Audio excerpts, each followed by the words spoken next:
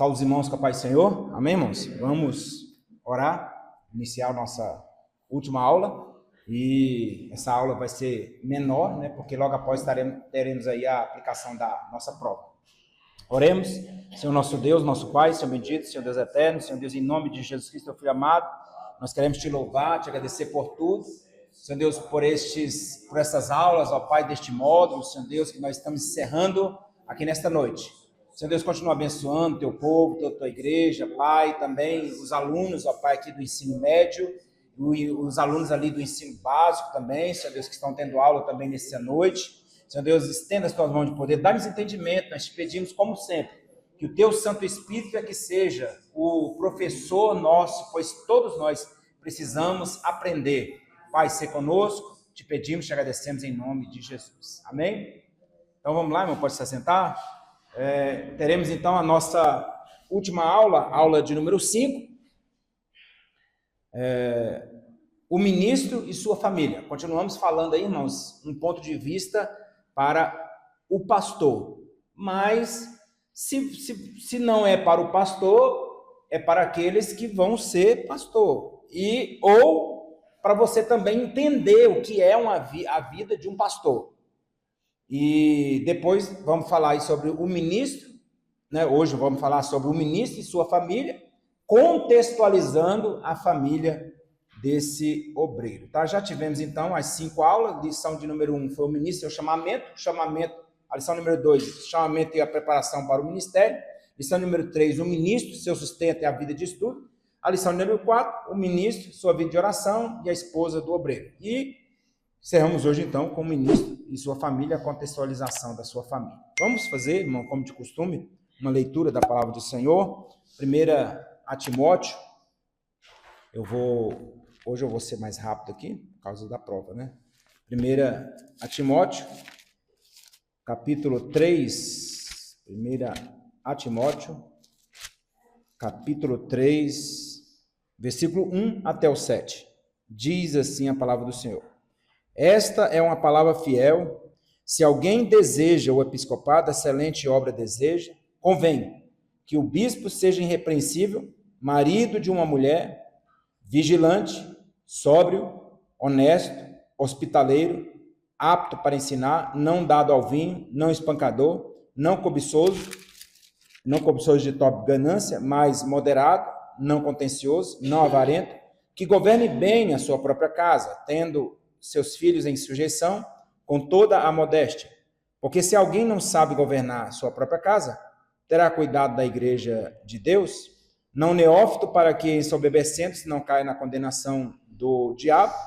Convém também que tenha bom testemunho dos que estão de fora, para que não caia em afronta e no laço do diabo. Até o versículo 7. Então, é um texto que vai falar, né, um pouco do que nós vamos falar aqui nessa noite, sobre a questão da hospitalidade em si. E teremos aqui, né, está aqui um painel do que vamos estudar.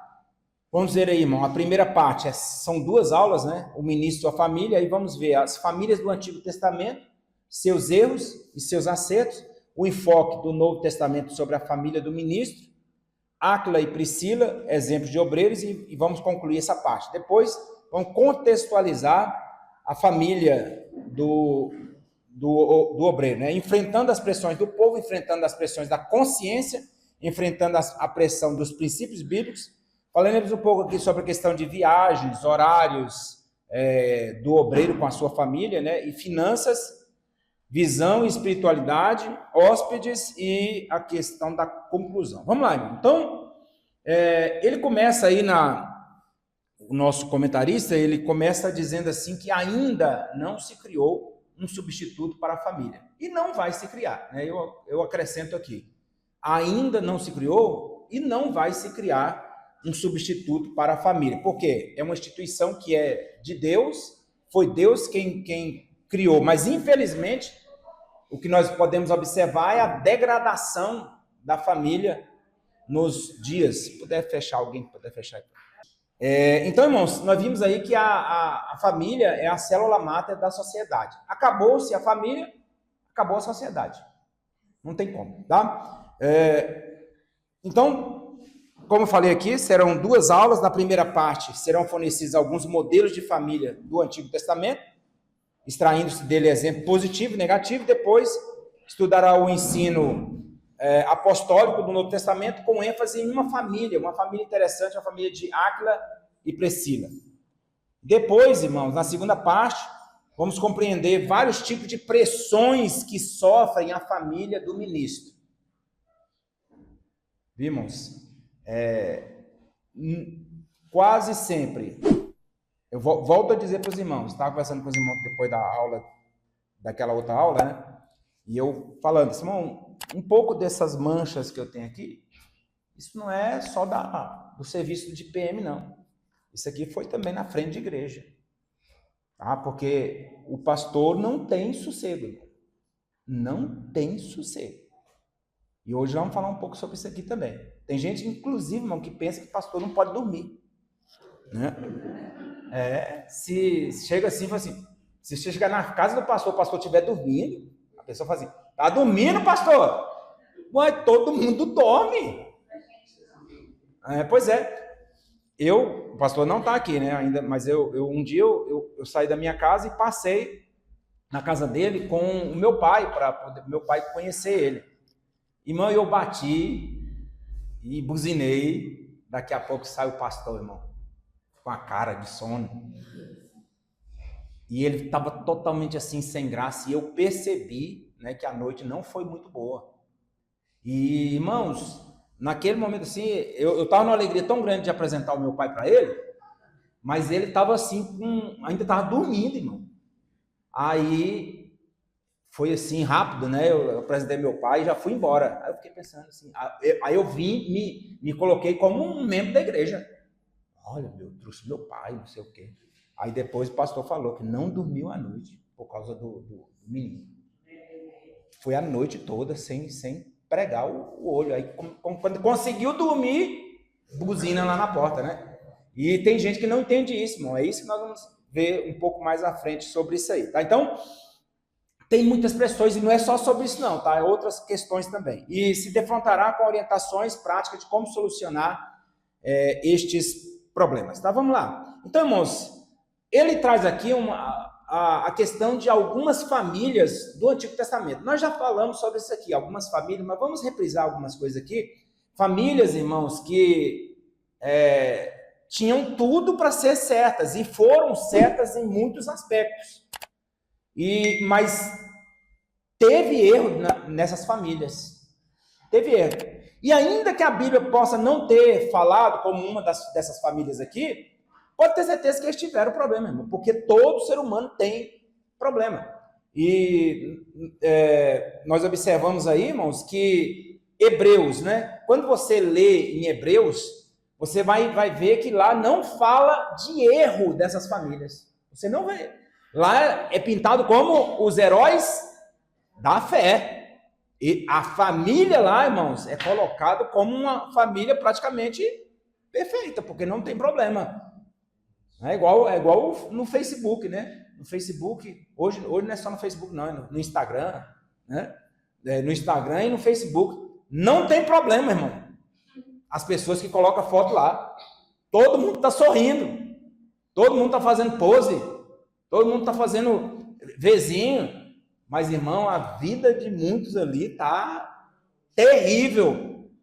Assim também, Hebreus mostra uma coisa, porque ele não ia, irmão. A pior coisa do mundo é você querer ajudar, porque quando escreveu a epístola aos Hebreus, os irmãos estavam enfrentando perseguição, já perseguição por Roma. Aí como que você vai escrever dizendo assim, olha, vocês estão passando por perseguição? Os pais lá atrás passaram perseguição também, tudo morreram, alguns morreram até perseguidos. Como que você vai ajudar uma pessoa dessa forma? Então ali ele preferiu falar sobre a questão da fé, que tem que ter fé. Eles não alcançaram, alguns não alcançaram, mas olhavam lá na frente e tal. Então, irmão, nós temos aí alguns exemplos de algumas famílias que servem como base para a gente ver, irmãos, que a nossa família não é a única família dessa terra e que já existiu que tem problema. Toda família tem problema, né? Então, a primeira aí, irmãos, é Noé. Noé é um modelo de família patriarcal. O que chama atenção na vida de Noé é o que está escrito aí, na nova versão internacional, Gênesis 6:9. Diz assim, essa é a história da família de Noé. Noé era homem justo, íntegro, entre o povo da sua época, aí o principal está aqui, irmão. Ele andava com Deus. É isso aqui que é o importante, irmão. Ele andava com Deus. Mas ele andava com Deus. E ele errou, ele andava com Deus. É isso aqui que é o importante, tá? Então, duas coisas são ressaltadas na vida deste homem. Justeza, que ele fala aqui, essa palavra, eu não sabia que existia essa palavra, justeza, né? Não sabia, não. Mas justeza vem de ser justo, é um homem justo. Justeza e integridade social, ou seja, ele era íntegro no meio da sociedade. Uma sociedade pervertida, uma sociedade totalmente corrompida. E, além disso tudo, ele andava com Deus. Ele andava com Deus. Em meio a uma sociedade corrompida, Deus observou que Noé era uma exceção naqueles dias, zelando pela sua família. Nós observamos aí, irmãos, que ao contrário de Ló, que nós falamos em outra oportunidade, né? Ló não conseguiu ganhar a sua família. Noé, por outro lado, conseguiu salvar a sua família. E aí a gente pergunta assim, uma família como essa não vai ter erro? Teve. E qual foi o erro? A embriaguez de Noé. Mas por que ele se embriagou? Tem uma razão ali, viu? Já expliquei isso aqui em outro lugar, né? Em outros lugares. Não tinha ainda fermentação uma das teorias é essa aí, ainda não tinha fermentação, por causa que ainda não tinha chovido sobre a face da terra. Depois do dilúvio, as coisas começaram a fermentar. Então lá atrás, irmão, ele bebia suco normalmente, e ele encheu a cara, foi de suco alcoólico aqui. E com isso, irmãos, pelo filho dele, Cã, ter visto a nudez, e alguns têm uma teoria mais esquisita aí, né? Tem gente que fala que o filho queria ter relação com o pai.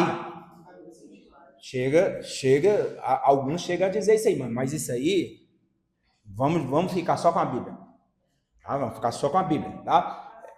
Aí, por causa de Cã, que viu a nudez do pai, porque nesse tempo, por que alguns levantam essa teoria? Porque ver a nudez nesse tempo poderia não ser um erro, uma transgressão, pelo seguinte, por que não poderia ser uma transgressão? Por que não poderia, talvez não poderia ser uma transgressão somente ver a nudez do pai? Porque não havia lei. E talvez ele fez chacota também. Aí tem uma outra situação também. Olha lá, peladão, não sei o que, aquele negócio, né? Fez uma chacota com o pai. E houve a punição. Pastor, então nesse caso aí, referente a ele se embriagar. Porque até então, muita gente entende que ele se embriagou. Ele embriagou e ficou bêbado. Ele se embriagou, mas então ele explicou que antes do dilúvio não fermentava. E depois do dilúvio passou a fermentar aquela uva. Então, ele se embriagou sem saber que iria se embriagar. Só um instantinho. A Bíblia não diz que não tinha fermentação, mas se você for pegar a biologia, né? Nesse caso, a biologia em si, você vai ver que o que fermenta é uma junção, tem que ter umidade para ter fermentação. Quando vai fermentar, quando vai deixar o vinho se tornar alcoólico, o que as pessoas fazem? Leva para um lugar úmido, não é isso? Um lugar onde não tem sol, um lugar bem... E vai fermentar. Aquilo ali vai fazer fermentar e vai se tornar um vinho alcoólico. Isso, foi um período... Isso, a chuva foi um período, né? Mas a água ficou um bom tempo. Então, houve tempo da terra fermentar. Ele bebeu, se foi por causa dessa questão da fermentação, ele pode ter bebido pensando que estava bebendo um suco normal, mas aí ele percebeu que o negócio tá bom, rapaz, tem tá bom aqui, e começou a trocar as pernas, entendeu? E aí vai. Sim. Pastor, eu estava estudando história e aí eu não me recordo se era uma teoria ou se realmente foi um fato, mas eu vi que a Igreja Católica, para apoiar a escravização do povo africano, eles falaram que o pessoal da África, os negros da África, eles eram da descendência De Caim. Irmão, isso não tem base nenhuma. Isso é preconceito, entendeu? É forçar a Bíblia a dizer uma coisa que ela não diz. Vamos ficar com a marca de Caim, uma marca que Deus colocou mesmo nele, tá? Seja na testa dele, seja no braço dele, seja onde for, Deus colocou uma marca, mas ele não tornou Caim negro para poder marcar. Mas o que eu vi não é Caim de Caim, era Caim de Cã, falando que como esqueci o nome, Noé falou assim que ele ia servir os outros irmãos, aí colocou assim que quem nascesse negro ia servir quem é branco. Essa é a primeira vez que eu sei, mas que eu ouço direto falar é que a marca de Caim seria os descendentes dele seriam negros. Isso é preconceito, tá? Isso é preconceito e tal. Então, tem nada. Isso aí é forçar, mais uma vez, forçar a Bíblia a dizer uma coisa e às vezes usar aquilo ali para poder, como é que eu falo aqui? Como desculpa para alguma teoria que eles têm aí, algum ensinamento que eles têm. Noé não. De Sete. Uhum. De Adão, né?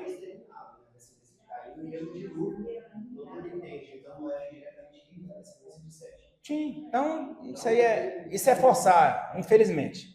Isso é forçar, tá? Então, irmão, essa família teve erro também, tá? Foi erro. Não deixou de ser erro, viu, irmão? Ele amaldiçoou o filho. E a partir daí, irmão, toda a descendência de Cã se tornou, entre aspas, uma descendência maldita mesmo. Porque os cananitas, irmãos, eles eram tidos como cachorros. Eles eram tidos como pessoas que os próprios judeus não aceitavam eles.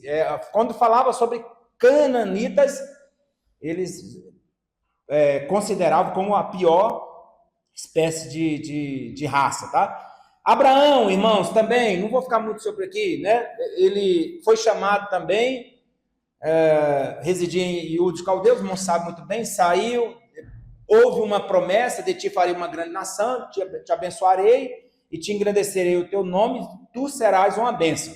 Teve erro nessa família? Teve. E qual foi o erro, irmão? Mentira.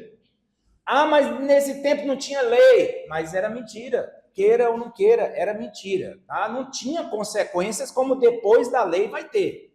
Mas teve ali, irmãos, momentos em que o próprio rei ali que queria se deitar com Sara falou, rapaz, por que você fez um negócio desse? Qualquer um aqui dessa cidade poderia ter deitado com essa mulher. Por que você queria trazer sobre nós essa maldição? Então, ele próprio reconheceu que Abraão, nesse caso, fez uma coisa errada. Mas ele falou, não, ela é minha irmã mesmo. Por parte, é meia irmã. Né? O filho fez do mesmo jeito. Exatamente. Jacó, Isaac também seguiu o exemplo do pai. Olha aí o exemplo passado, né? Isso para sair é a meia mentira. Agora, só que Rebeca não era, né? Mas aí ali foi uma mentira mesmo, né? E no caso também de Isaac, né? Quando Isaac não, o filho lá de Agar, né? Eles terem recitado, né? A promessa, né? Ele teve Ismael. Essa separação lá. Sim, aí. Que deu dois povos e briga, né? Outro erro ali foi justamente não esperar o tempo de Deus. E, irmãos, o homem já estava com 100 anos, né? E a mulher, 90 anos. E ele falou, não, é impossível. Aí, conforme foi passando o tempo, ela mesma falou, olha, vamos ajudar a Deus aí. Ajudou nada, né? Foi criar um celeuma ali, uma briga entre nações perpetuaria até os dias de hoje. Né? Outra família, irmão, Josué. Agora aqui é um caso à parte, porque a Bíblia não fala. Agora, além da Bíblia não falar quem foi, né, a família de Josué, não fala o nome da mulher dele e não fala o nome dos filhos dele. Mas ele tinha família? Ele mesmo vai dizer isso. Eu e a minha casa. E ali ele estava falando da família dele mesmo, irmão. Então, agora, nesse ponto aqui, Josué, apesar de um momento só, qual? Aquele momento ali em que ele chega para Moisés e fala assim, tem um profetizando lá que não é desse grupo aqui. Aí Moisés chama a atenção dele. A única coisa, irmão, o único momento em que você vê Josué sendo chamado a atenção. Só aqui. No caso lá de Acã, é outra situação. Ali não diz respeito à família de Josué. Né? Só teve ali um problema ali dele não ter consultado, né? Para ir lá, ter consultado para poder ir lá na cidade de Ai para poder destruir e ficaram envergonhados por causa do pecado. Então, não houve ali uma consulta, porque já sabia que Deus estava com eles mesmo, mas não, Deus tinha se afastado ali por causa do pecado. Nessa família aqui, nós não observamos nenhum defeito, tá? Eli, irmãos, aqui é um exemplo de família desregrada. Aqui é um exemplo de sacerdote, irmão, e exemplo de pastores. Hoje também, tá? Exemplo de pastores, pais, hoje, né, que cometem a mesma coisa aqui, ó. Eu congreguei num ministério, onde vou ter que falar isso, o filho do pastor presidente pegava todas as meninas lá, passava todas na mão dele, mano. E aquilo ali era tido, irmão, como o herói. Disciplinava todo mundo, o filho, ó. Não, tá, vamos dar um jeitinho aqui e por aí vai. Então, irmão, infelizmente, isso aqui acontece em muitas e muitas igrejas. Tá? Infelizmente. Eli era sumo sacerdote, Israel, os irmãos sabem muito bem, vou ficar lendo aqui. Os filhos dele, irmão, que auxiliavam no ministério, não eram bem comportados, nem procediam corretamente na função sacerdotal, eram iníquos, né? Eles eram pecadores, mulherengos. A Bíblia mesmo vai dizer que eles deitavam com as mulheres que ficavam lá na porta do tabernáculo. E Eli, velho, irmãos, quando chegava ali alguém para dizer assim, seus filhos estão ali, ó, namorando com mais uma menina ali, na área do templo ali, aí ele dizia, meus filhos, o que é isso, meu filho? O que é isso que eu estou escutando de vocês? Isso não é bom que vocês estão fazendo. Pecando o homem contra Deus, tem os juízes para julgar, mas e se o juiz, um sacerdote, pecar contra Deus, quem o julgará? E aí ficava com essa desculpa, irmão. E não teve outra escapatória. A tragédia abateu dentro dessa casa e outra coisa, irmão, foi lá na frente. Então, irmão, tem um tempo para Deus cuidar e entrar com providência. Mas nesse caso aqui, foi lá na frente.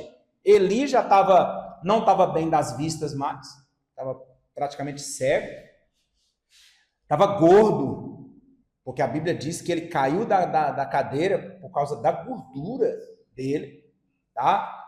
Era indisplicente, ele não cuidava dos seus filhos, ele não chamava atenção, ele não corrigia os seus filhos, e a tragédia entrou, 2 filhos mortos numa lapada só, num dia só, a arca tomada, e depois o próprio Eli cai da cadeira e quebra o pescoço.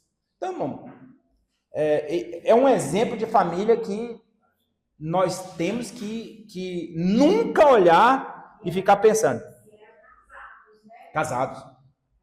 O sacerdote, né, em si, e sem vergonha, né, irmão? Os dois sem vergonha. Então, aqui não precisa nem perguntar se tinha erro ou não.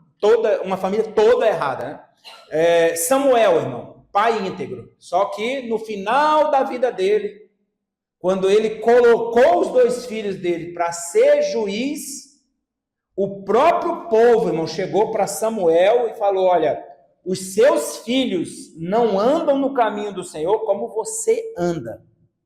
Aí eles vão dizer lá, ó, o texto vai dizer em Juízes 8:3, vai dizer que eles não andaram pelos caminhos de Samuel, se inclinaram à avareza. Avareza que a gente fala, irmão, uma pessoa avarenta, a gente pensa que é uma mão fechada. A avareza não é isso. A avareza é você se dar pelas coisas mundanas mesmo, também isso é avareza, tá? Tomaram presentes, e como que eles faziam isso, irmão? As pessoas, era errado tomar presente? Não.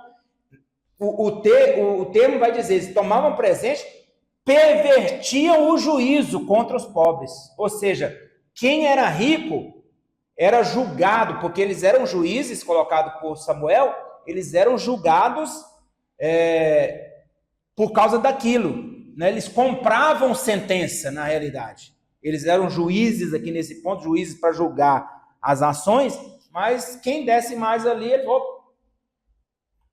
qualquer semelhança com os dias de hoje não é mera coincidência, tá? Então, infelizmente, irmão, esse homem, ele foi íntegro mesmo, mas infelizmente, os seus filhos, irmãos, não andaram, e é tanto que Deus não aceitou eles também como juízes. Não houve punição para eles, a Bíblia não diz que eles morreram por fazer isso aqui, mas eles foram totalmente desprezados. Aí nós temos um outro aqui, irmão, esse aqui também, só a graça de Deus, já falamos várias e várias vezes. Davi, exemplo de fracasso familiar, um grande rei e um péssimo pai. Ele também, irmãos, foi um ótimo rei, o grande rei de Israel, mas infelizmente os seus filhos andaram, e outra coisa, quantas mulheres, né?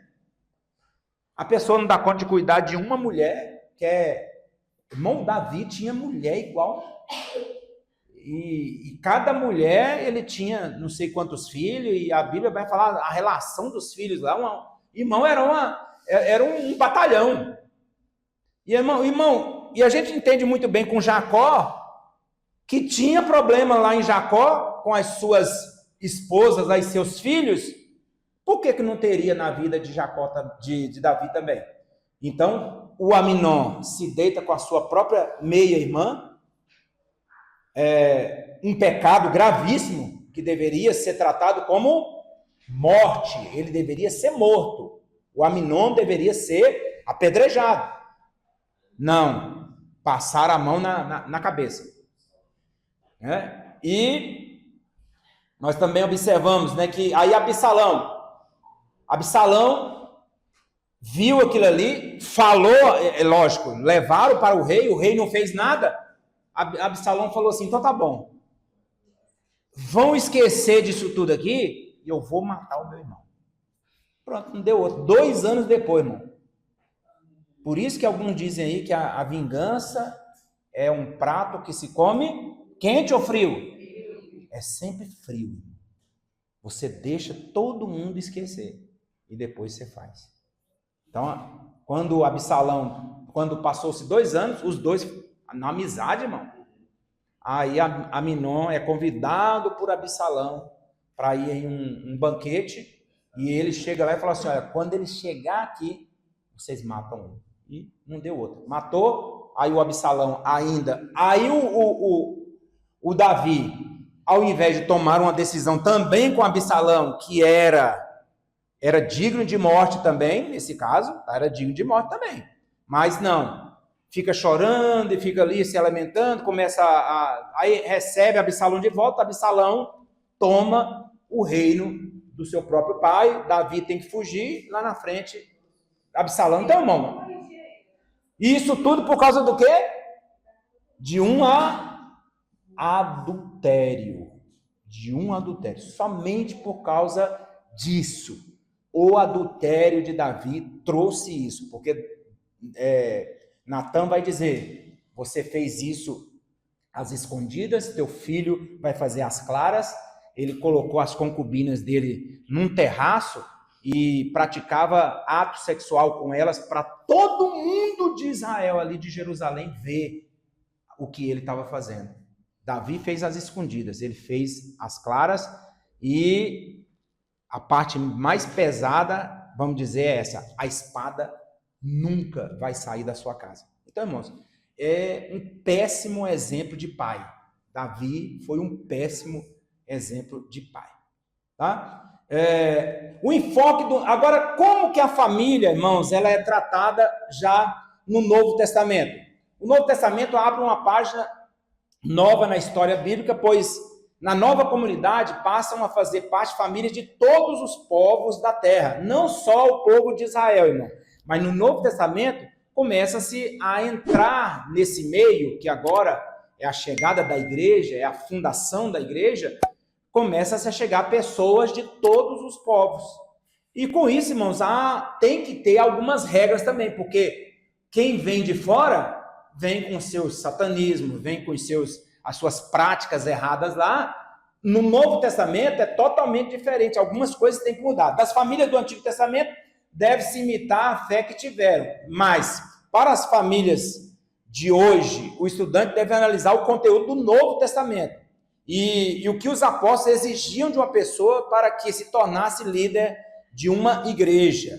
Tá? Então nós lemos aqui em 1 Timóteo capítulo 3, algumas exigências para o bispo. Olha aqui as exigências que nós lemos aqui. E não fica só nisso aqui, não. Tá? Então, vamos ver aqui o que o apóstolo Paulo falava sobre isso aí. Né? Então, temos aqui recomendações apostólicas sobre a família. Dentre todos os apóstolos, Paulo foi quem estabeleceu as condições de como devem ser escolhidos os líderes da igreja, e entre as várias orientações, ele estabelece critérios para a vida pessoal e familiar do obreiro. A primeira exigência aí, irmãos, marido de uma só mulher. Irmão, acabou com esse negócio aí.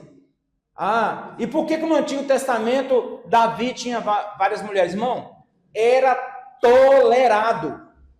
Tolerado. Tá? E outra coisa, irmão, não pega costume lá de fora, não. É costume. Numa pré-aula aqui, a irmã foi perguntar sobre a questão do vinho, do vinho, né? E perguntando assim, irmão, eles bebiam vinho alcoólico lá no Antigo Testamento? Bebiam, tá? Agora, era tolerado isso, e para uma cultura da época também. E eu estava escutando um judeu falar com um cristão, e ele falando, olha, se vocês forem em uma festa judaica hoje, vocês ficam escandalizados, porque lá eles bebem vinho mesmo, alcoólico, tá? Aí, irmãos, a gente fica com o quê? Com a cultura, ou a gente fica com o apóstolo Paulo que diz, todas as coisas me são lícitas, mas nem tudo me convém. Eu posso beber vinho? Posso. Eu posso fumar? Posso. Eu posso prostituir? Posso. Eu posso adulterar? Posso. Tá? Agora eu vou fazer igual o Shot Santo lá, né? Só não pode ir para o céu. Então por quê? Irmão, todas as coisas me são lícitas, mas nem tudo me convém. Então, nesse caso aqui, em que há contenda, porque, irmãos, o vinho, mesmo tolerado lá atrás, tolerado na cultura judaica, irmãos, o vinho alcoólico, ele sempre tem uma conotação de problema, de problemas, tá? Então, irmão, não convém. Quer beber um vinho, irmão? Você quer beber um vinho? Vai lá, compra um suco de uva lá no Açaí ou outro lugar aí. Não estou fazendo propaganda do Açaí, não. Tá? Vai lá, irmão, compra um suco de uva. É a mesma coisa. A mesma coisa que eu falo em questão de suco. E o outro é alcoólico, que vai fazer você bater o carro, que vai fazer você brigar com a sua esposa, que vai fazer você viciar e daqui a pouco tá bebendo uma coisa mais forte. Então, marido de uma só mulher. Diferente do Antigo Testamento, cuja sociedade permitia que o líder casasse com várias mulheres, na nova comunidade, Paulo estabeleceu que o líder deve ser esposo de uma só mulher, e nesta questão, Paulo contraria o costume da época da sociedade greco-romana, indicando que a igreja, a família de Deus, deveria ter um padrão diferente do mundo. O mundo é dessa forma, a igreja não é. A igreja de Cristo não é. O próprio Jesus vai dizer isso, irmãos. Ele vai dizer, olha, no princípio não era assim. Tá? E ele vai deixará o homem, seu pai e sua mãe, unir-se ele fala, às suas mulheres? Não. Então ele não dá margem nenhuma para essa servenhoice, não. Tá, irmão? Deus criou uma Eva só. E acabou. E fim de papo.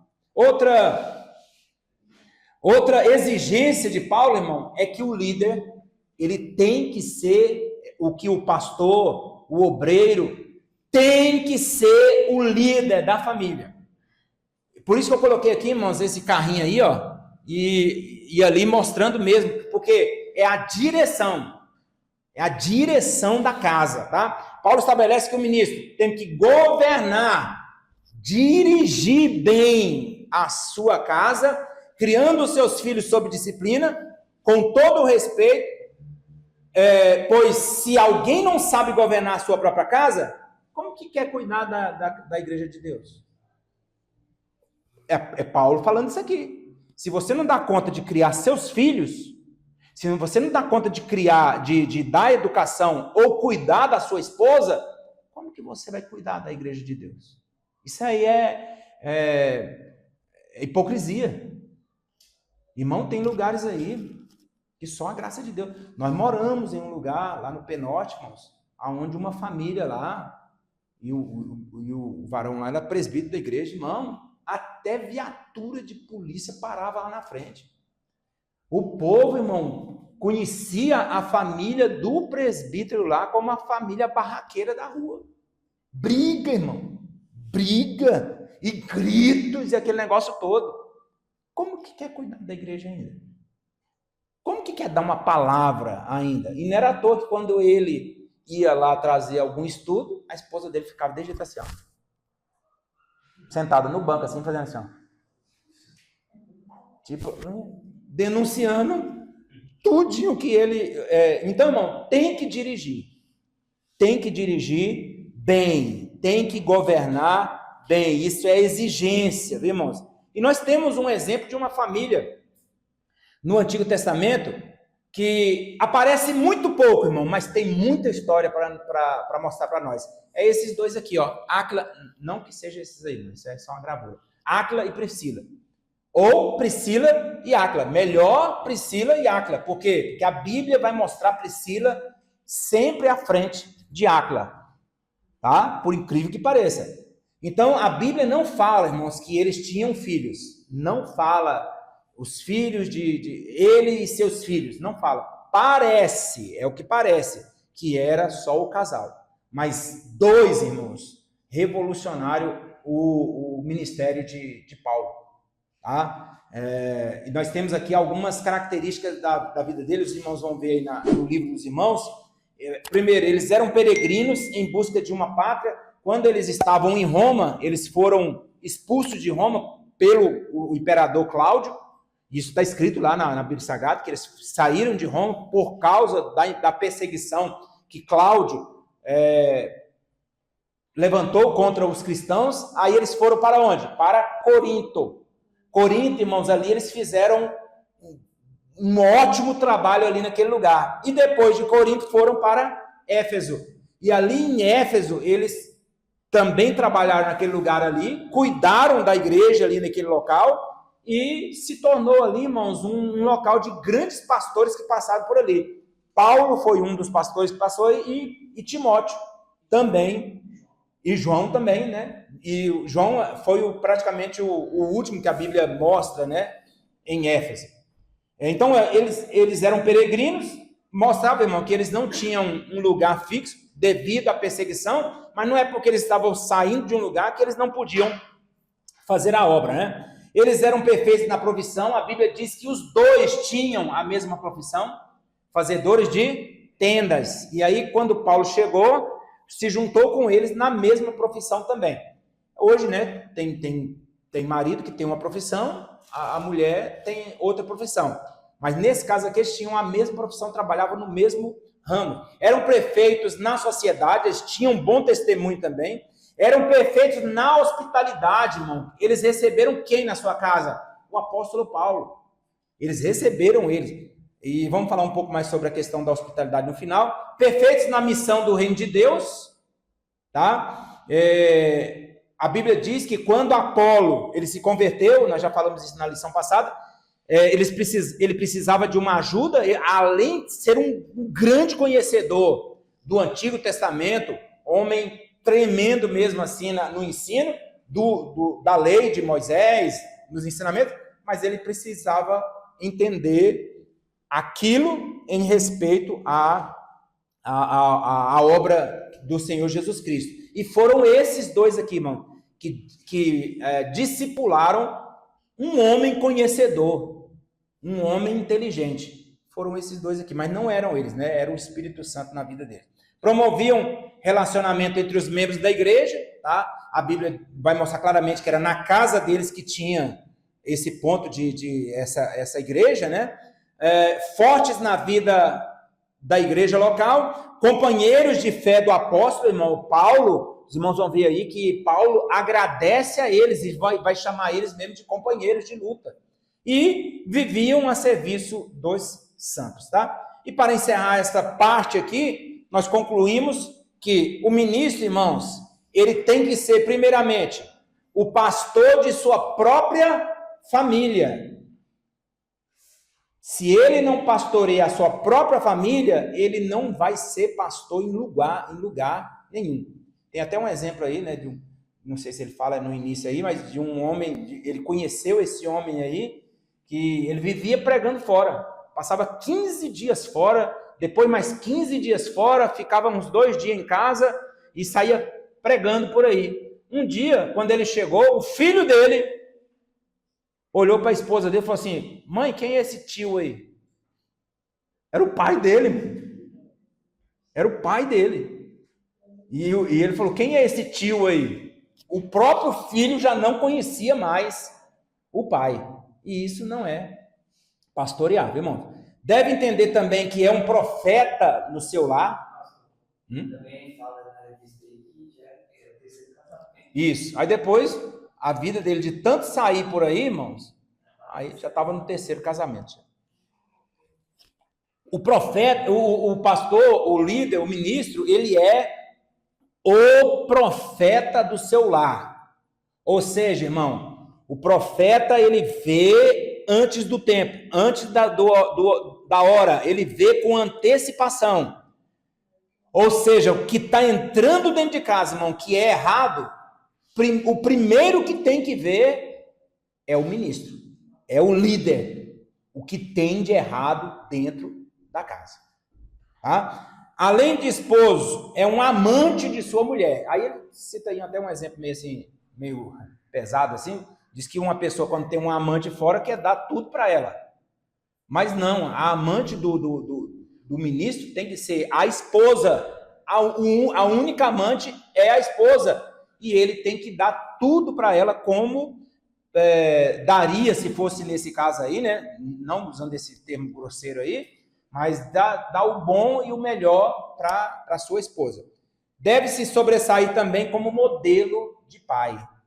Tá? O filho tem que olhar e ver nele um exemplo de pai, para que ele também pegue esse exemplo avante. Então, questão para reflexão. Até que ponto, como esposo, tenho representado a autoridade de Deus dentro do lar? E até que ponto sou apaixonado por minha esposa e filhos sem sacrificá-los diretamente na obra que estou envolvido? E centralidade da reflexão, o padrão de Deus para a igreja é o lar, pois serve de modelo de autoridade e amor, e no lar podemos demonstrar nossa intimidade com Deus e a nossa amizade com os amigos. Amém? Então é a primeira parte aí. Vamos falar agora então, irmão, sobre a família em si, do obreiro, e algumas coisas que acontecem dentro da família, e ele também dá algumas dicas aqui. Preste atenção, irmão. Essas dicas aí não é como diz lá, né, no vocabulário lá da faculdade, ips literis, ou seja, não serve para todo obreiro. Por quê? Irmão, cada um tem os seus problemas. Cada esposo, cada obreiro tem a sua esposa. E ela é de um jeito, ele é de um jeito também. Então, ninguém não quer dizer que seja para todo mundo, tá? Mas surge aqui algumas situações que ele coloca aqui. Todos os dias, o pastor tem que resolver conflitos entre a igreja e o lar, conflitos da igreja com os filhos, com a esposa, com parentes próximos que drenam sua espiritualidade e desafiam o chamamento recebido de Deus. Eu ia pegar aquela gravura, pastor Johnny,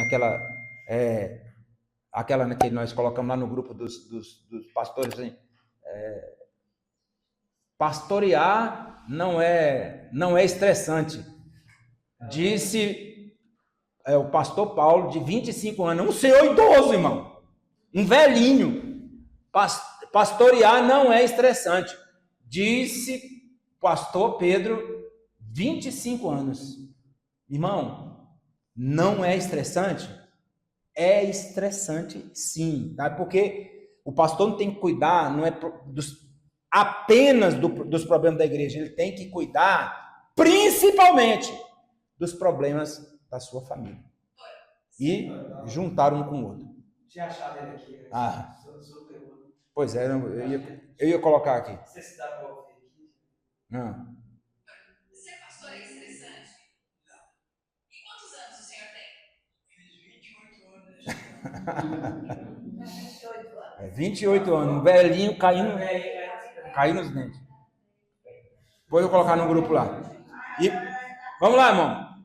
Primeiro, enfrentando as pressões do povo. Foi o que eu comecei a dizer aqui alguns minutos atrás, né? As atividades do obreiro e as pressões que o povo exerce sobre o líder fazem viver pressionado por todos os lados. Eu até pensei em gravar no domingo passado o pastor lá no púlpito, assim, filmar ele sem ele ver, e aí depois ficar colocando aquele negócio lá, pastor, e a fulana, e a irmã fulana de tal. E isso, aquilo.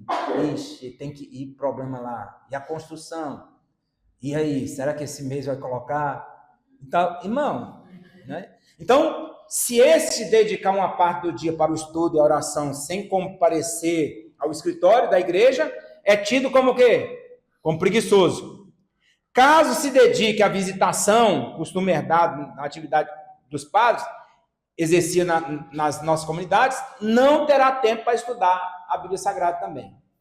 Então, irmãos, de qualquer maneira que vai ter problema com essas pressões do povo. Agora, irmãos, a gente tem que se sucumbir à pressão do povo?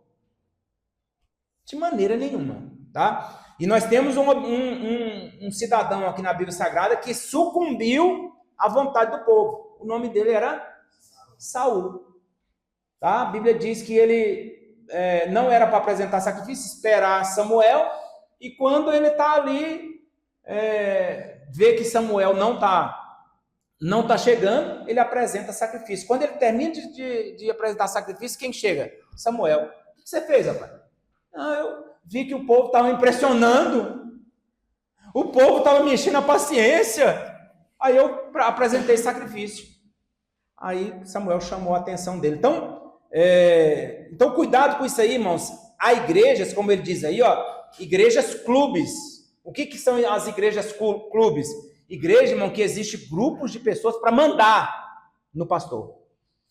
Para corrigir o pastor. Pastor é assim, pastor é assim. Eu lembro de um pastor presidente de um local, que ele disse que quando ele pastoreava, igreja mesmo, antes de ser pastor presidente, ele pastoreava numa igreja.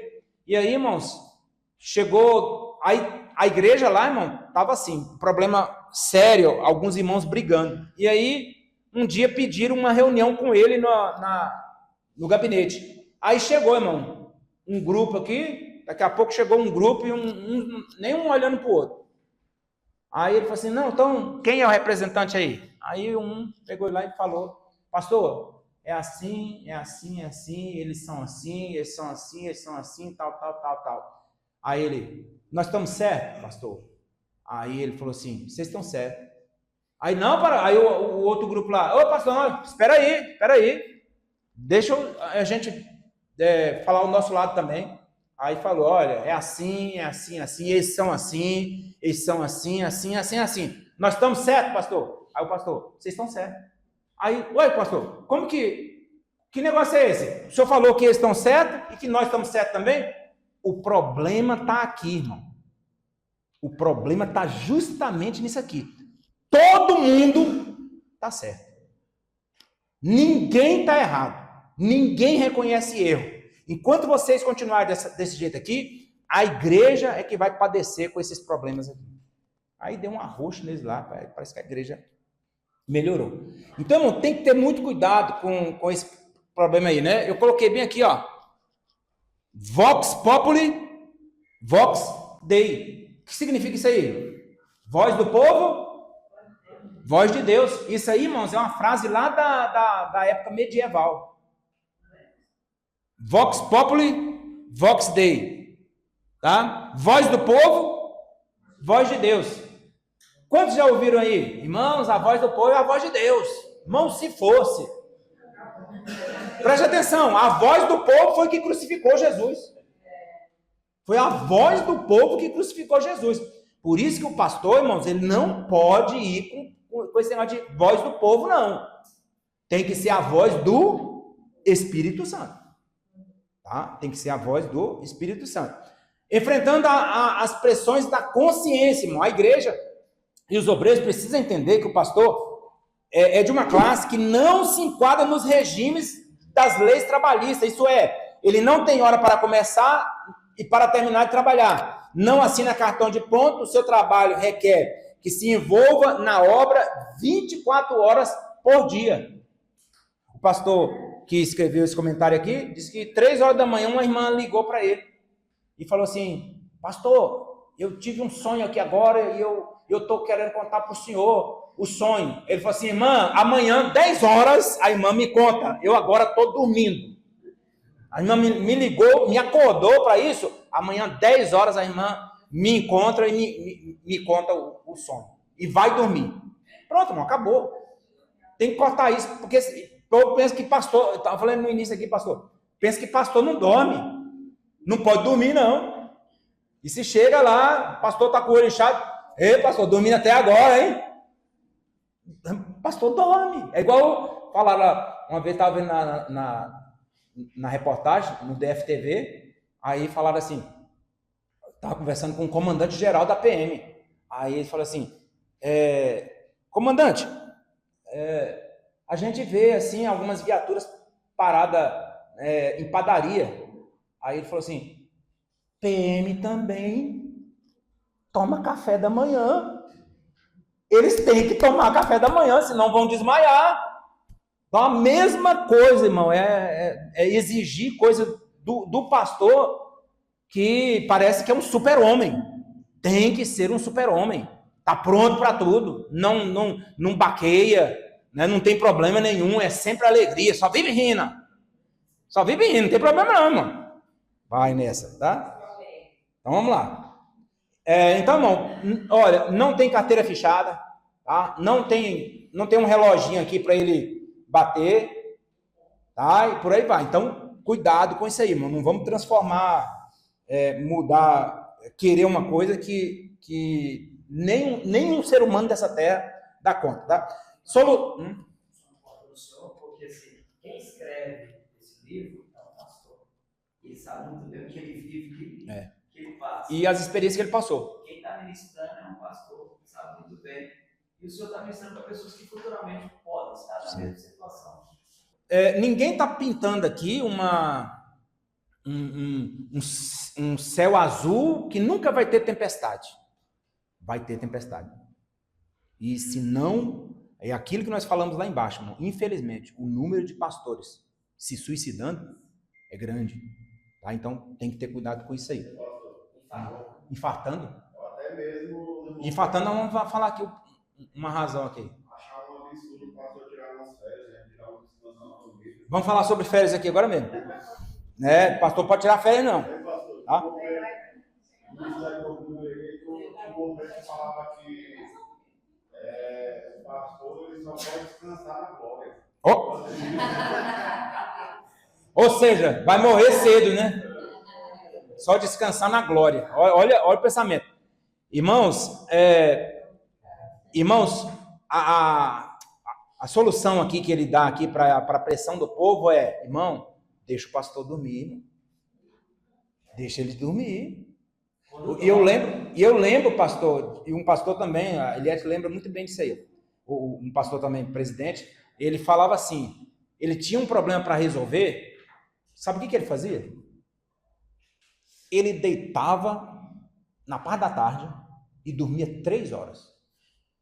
Quando ele acordava, a mente dele já estava mais leve para ele poder resolver aquele problema. Agora, vai resolver, irmão, você com sono, com a mente pesada. Irmão, você vai... Tá? Irmãos, vamos lá. Deixa eu terminar aqui. Agora eu tenho que terminar rápido mesmo. Tanto a igreja quanto o ministro precisam entender que o pastor é um elemento atípico. Isto é, não se enquadra em classe empregatícia. Tá? O pastor, diferentemente de um membro da igreja, dorme sempre muito tarde. Seus horários são diferentes e ele deve ter liberdade de administrar o seu tempo e não submeter à pressão dos membros, tá? E ele dá aqui algumas sugestões aqui, ó. E agora aqui, irmãos, é a questão do pastor e a família, tá? Aprenda a planejar os horários com a família, tá? E ele fala muito aqui, irmão, na questão de almoçar com a família. E ele usa aqui um exemplo de um pastor dele, que os pastores colocaram um momento de oração na hora do almoço. E o pastor dele, que ele teve, falou assim, olha, vocês podem colocar 6 horas da manhã, vocês podem colocar 2 horas da tarde, vocês podem colocar um outro horário. Na hora do almoço, não coloque, porque é o horário de eu almoçar com a minha família. E eu quase já perdi os meus filhos, porque eu tinha deixado de almoçar com eles. Então, é um exemplo para a gente, tá? Decida quanto ao tempo de férias. É bom tirar férias com a família e em família, tá? E isso, irmão, o pastor tem que tirar. Tem que tirar. Primeira igreja que nós pastoreamos, irmão, aquele que, irmão, era o tempo todo na igreja, irmão. Parecia que a igreja ia acabar, ou sei lá, alguma coisa ia acontecer, não sei o que era. Irmão, mas a gente estava tão focado na igreja. Passava o dia inteiro. A gente ia de manhã na escola dominical. O zelador lá fazia o almoço pra gente. A pé. Saía uma distância assim de uns... Eu acho que eram uns 3 quilômetros. Uns 3 quilômetros. Do Penorte até lá na QNQ. A gente saía de manhã na escola dominical. O meu zelador e o meu vice lá fazia o almoço, a esposa dele.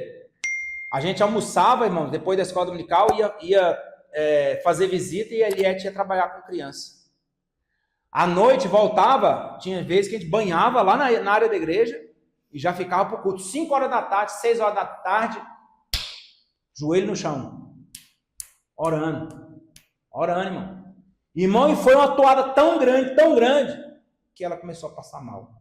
Depois de muito tempo, irmão, a gente já ter a igreja, e ela começou a vomitar muito mesmo, e não parava, e a gente viu que aquele ali era o momento da gente parar, irmão. Nessa época, Caldas Novas, pecado, é treva,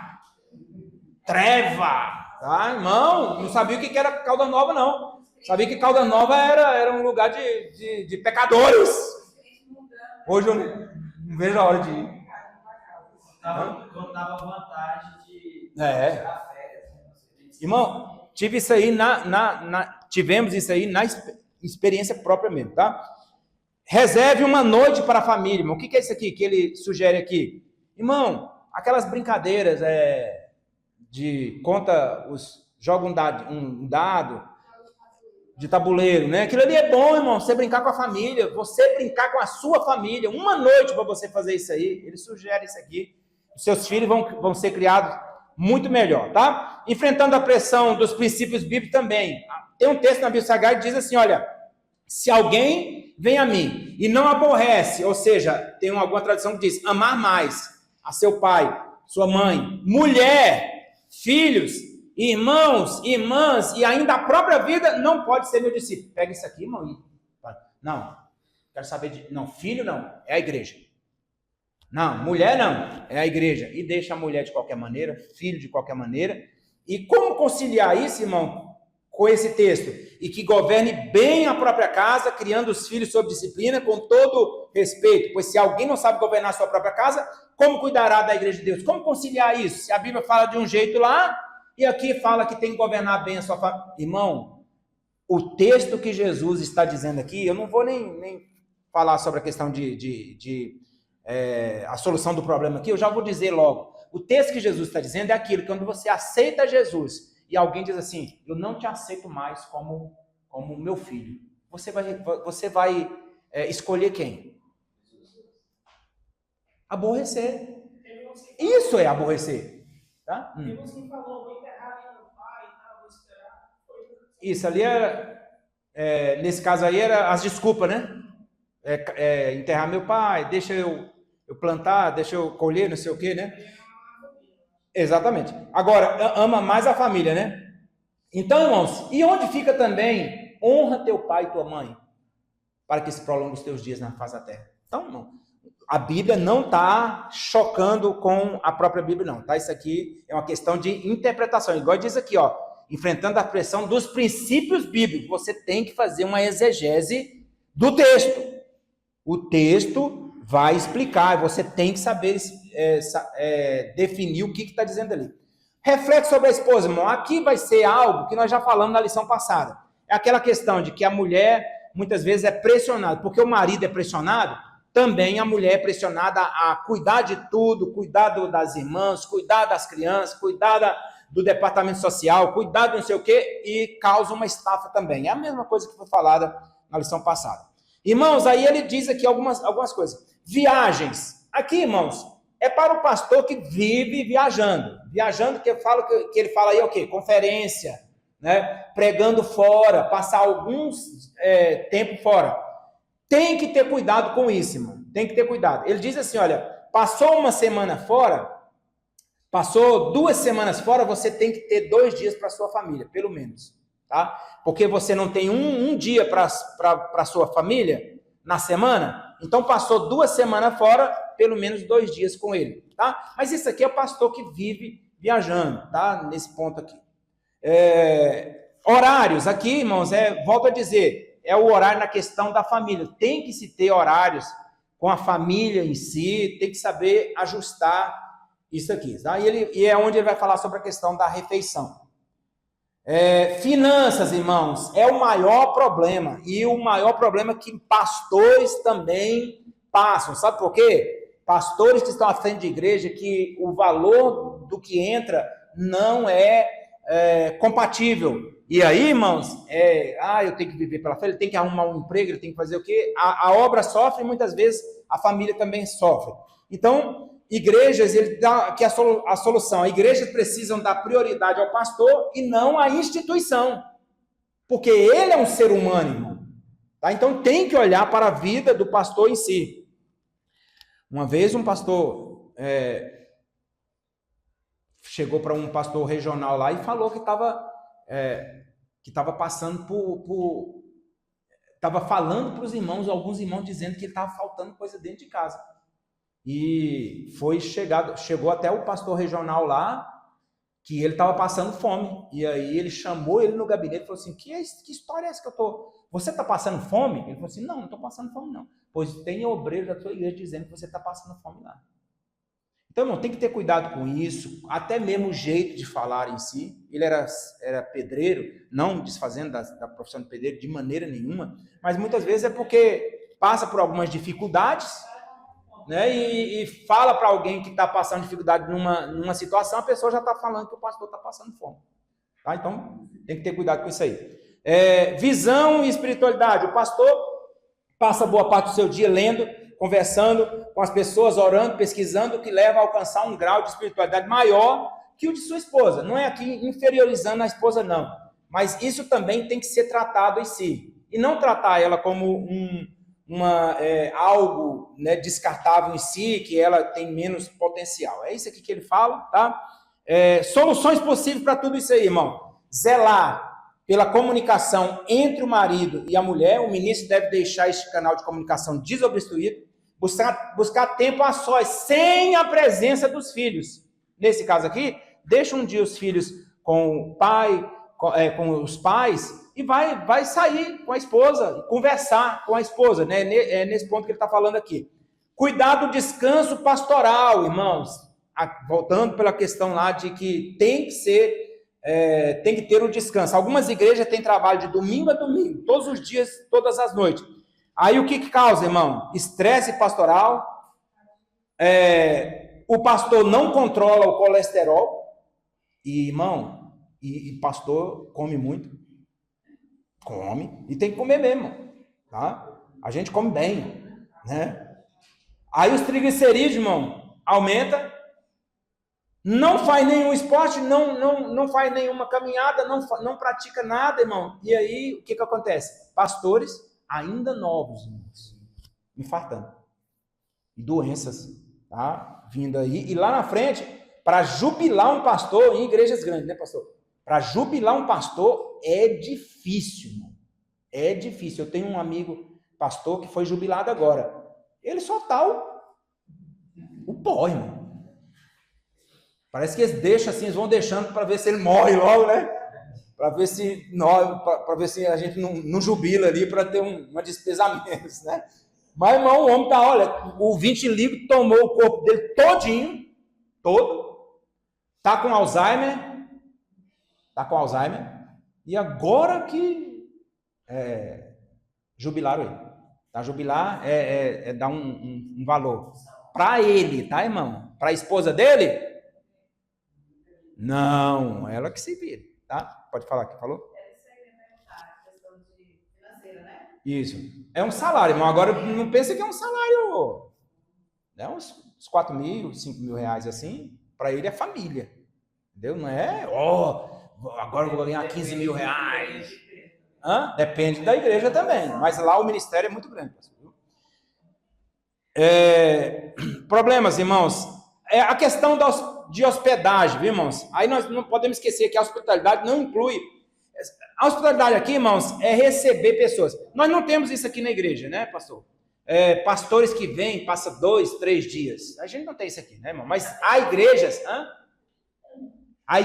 irmãos, que vêm, pastores, passam até uma semana. Aí tem gente que fala assim, aonde é que o pastor vai ficar? Na casa do pastor.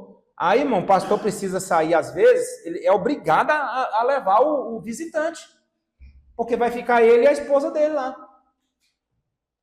Então, o melhor de tudo, como ele diz aqui, é ter um lugarzinho na igreja, onde o hóspede pode ficar. Uma cama, né, uma mesa, né, Eliette? E a cadeira e um candeeiro.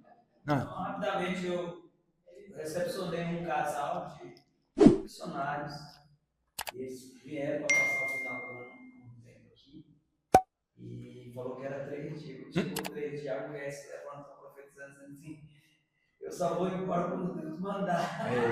Olha aí. O negócio tá bom aqui. Aí o senhor já coloca Eu falei, irmã, não. Essa profecia aí é da carne. É da carne. Aí ficar mais 2 dias, aí eu ofereci aqui a igreja. Eu falei, não, a igreja diz aqui não dá não. Mesmo assim, irmãos, é muito perigoso. Mesmo assim é muito perigoso. Sai, deixa as coisas abertas, né, e tal. É muito perigoso. Então tem que ter cuidado com isso, tá? Hóspede a convite da igreja. E outra coisa, veio de fora para pregar, a melhor coisa, irmão, hotel. Hotel a pessoa fica à vontade, tá? Ele vai orar, porque tem que orar, não é possível. Ele vai orar, ele vai dormir o tempo que ele puder dormir, sem atrapalhar, ninguém atrapalhar, não precisa atrapalhar. Então, a melhor coisa, irmãos, é um hotel, tá? Então, é o que fala aqui, ó, a hospitalidade não inclui apenas receber uma pessoa no lar, mas saber receber alguém e cuidar dele, nem que seja num hotel. E aí nós temos os hóspedes de casa, irmão. Aí é a questão de alguém da família que vem para a casa do pastor, a casa do ministro. Então, tem que ter cuidado também com isso aí, tá? E hóspedes casuais. O que é isso, irmão? São os aventureiros que chegam aí, principalmente os itinerantes. Tem que ter cuidado muito, porque você não sabe da onde é aquela pessoa, quem é aquela pessoa, tá? Para você colocar dentro da sua casa, né? E nós encerramos aqui com a conclusão. Para cada problema deve haver uma solução. O obreiro deve discutir com a esposa a solução de alguns problemas desses conflitos. Quando necessário, reunir os que lhes são mais chegados na administração da igreja e no ministério para que se encontre solução rápida a algum desses problemas. Por certo, a vida ministerial não terá tantas surpresas no dia de amanhã. E aí, irmãos, a reflexão aqui, até que ponto estou cuidando da família sem fazê-la sofrer com as pressões ministeriais? Não devemos fazer nossa família sofrer com os nossos sofrimentos. Se formos ministerialmente equilibrados, certamente nossa família não sofrerá tanto. Amém? E que Deus nos abençoe em nome de Jesus.